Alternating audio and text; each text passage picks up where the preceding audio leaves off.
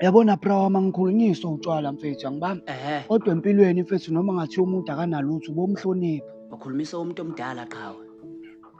They will say whatever they wanna say. Sekunjalo. I don't care about what they are thinking of me. Mase bukukhulumisa isingisi biyeke. Hayi kusithini manje inkabi yami ukhalelani mfethu? Mina mfethu ngoba ngingasebenzi mfethu ekhaya mfethu abangifuni. Hayibo. Ngapha mfethu noma wengane. Ish.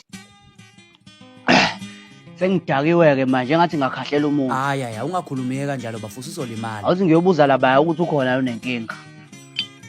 Shiya phela ibhodlela ngiphuzeni. Mina bengibona ukuthi asivele sihlukane. Oh, hayi. Alright. Angisakuthandi mfethu, asiyeke lento. Hayi kulungile ngale.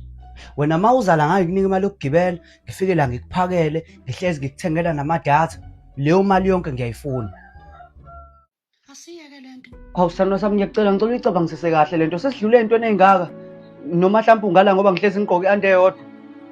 Ngobesa ngisakufuna sihlukane. Yabona ke njengoba ungala, wenze sure ukuthi asisahlangani ngisho endleleni. Ngifuna ukudabula ngempama ezu200 esiqhomene sisodwa. Sesisutha umbila wami lo ngihlezi ngimphakela wona mayela.